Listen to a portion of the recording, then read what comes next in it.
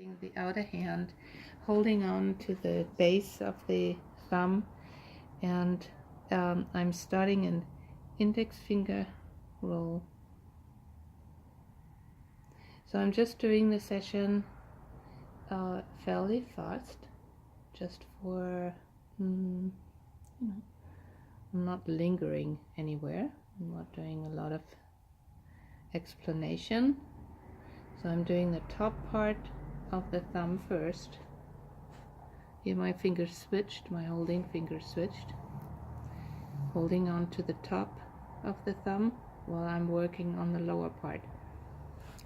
And so you can either watch or just feel it, but it might help also to watch, but maybe just feeling it. So until I come to the shoulder line, and I made sure that I really start at zone 1, inner edge actually.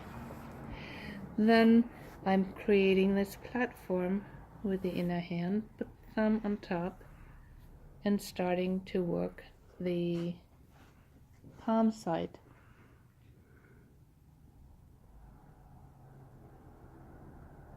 And again, here I'm making sure that I'm going from the inner edge to zone 5.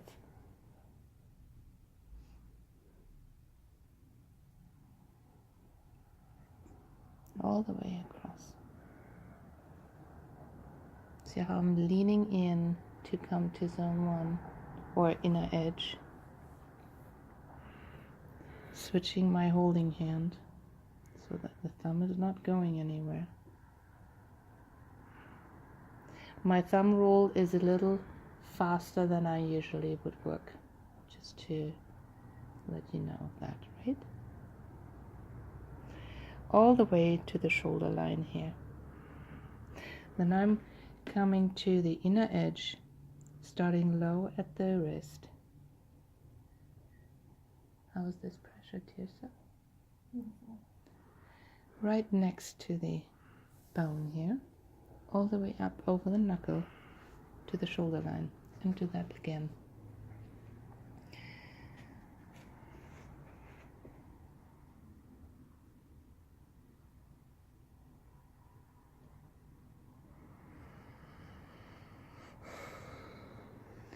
And I'm going into zone 1. I will do, because of time, I will do each zone 1 time right now. Going all the way up to the shoulder line, over the knuckle. Then I'm finding Hoku.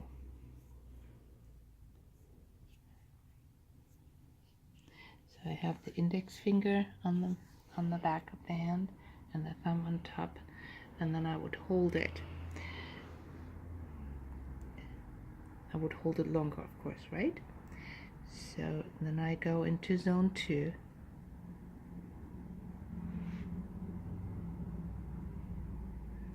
I'm opening it up for you to see. Usually I would work undercover like this, but I'm opening my hand so you can see it.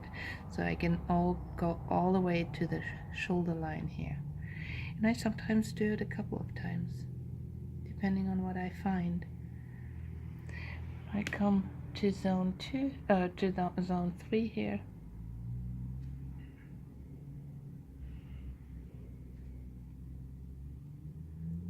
Again, I'm opening it up for you to see. Usually I won't work like that. Going into the web. Index finger is on the back of the hand. Thumb is here. And I do the little clamp. The index finger on the other side. The skin in between here. And I take out interlace with the inner hand. Putting that hand parallel to the table and coming up zone 4.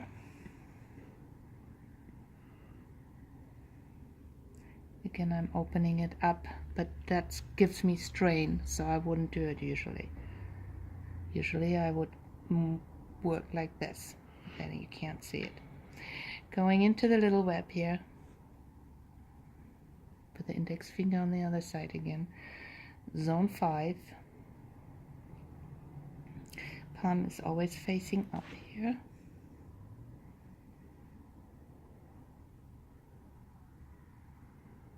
all the way to the shoulder line, into the little web here. Moving the hand so that I have toward their face, so that I have the outer edge right in front of me, going outer edge, low from the wrist, all the way up to the toward the finger on the joint here, over the joint where the shoulder joint reflex is. Do that a couple of times, and then working in the lower part down here for the leg reflex.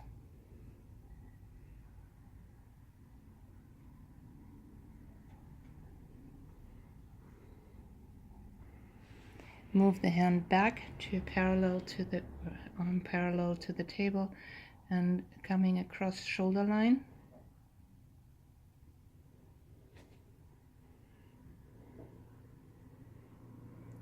Since I have big hands and Tissa has smaller hands, I can go all the way to zone 2. Working over the knuckles now.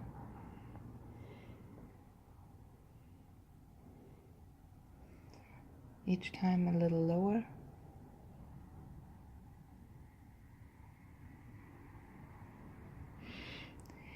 So the way I'm actually working would be this slow. Okay? This would be my normal thumb roll speed.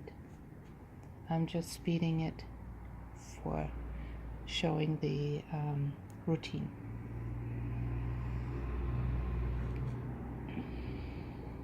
So basically line by line, covering the whole area again, the whole palm, cross fiber.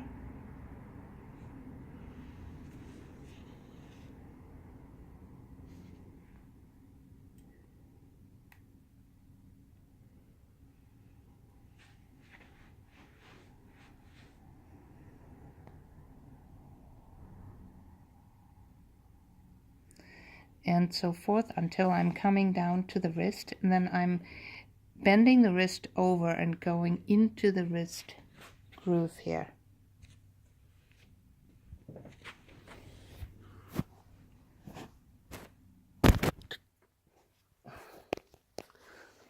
Into the wrist, then over. Then I'm bending it backwards. And I do that with one finger here, index finger. So my thumb is just supportive. My index finger is the one working. And I like to do that with one finger.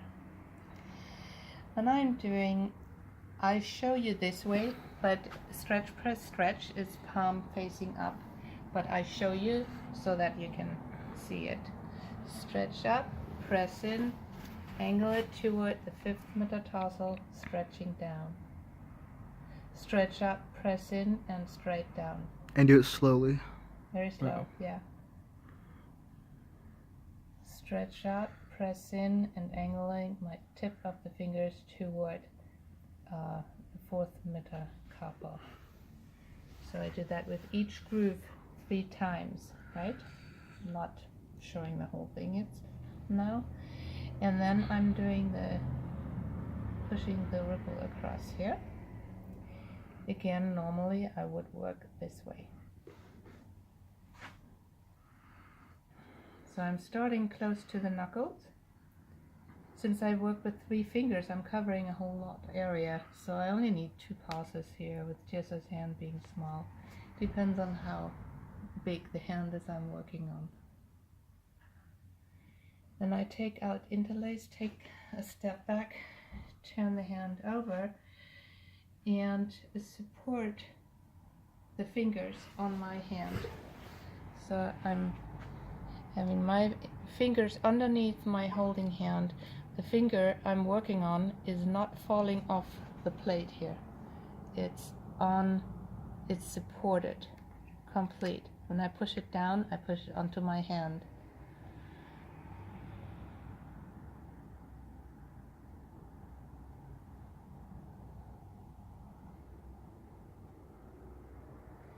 And Tissa has wiggly fingers, so you guys did a great job with working on here. So I have to readjust here my hold. You think small hands is easier to work, not necessarily. So I don't care about this finger. I only care about the one which I'm working on.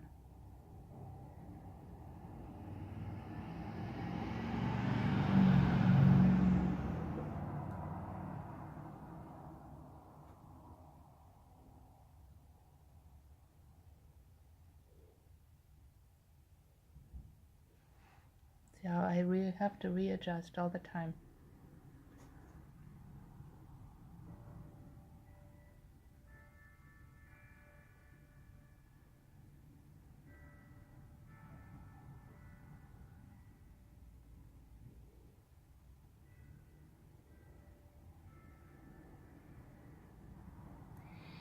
As I said before, you can do each finger up to 60, even up to 80 thumb rolls.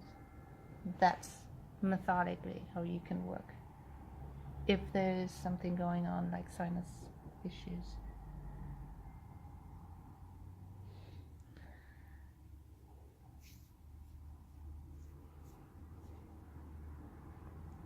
Then take the hand, hold it with your inner hand, create a little canoe and do the 3 sides of the thumb.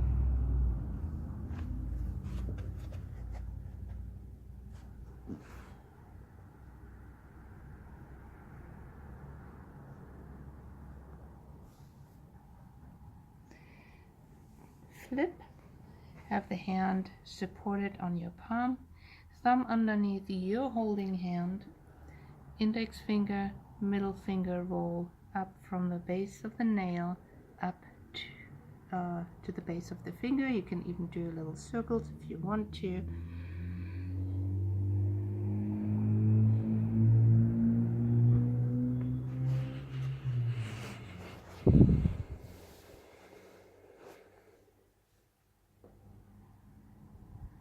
Your finger wants to come up here.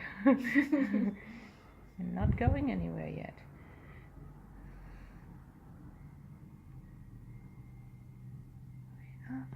The last one here.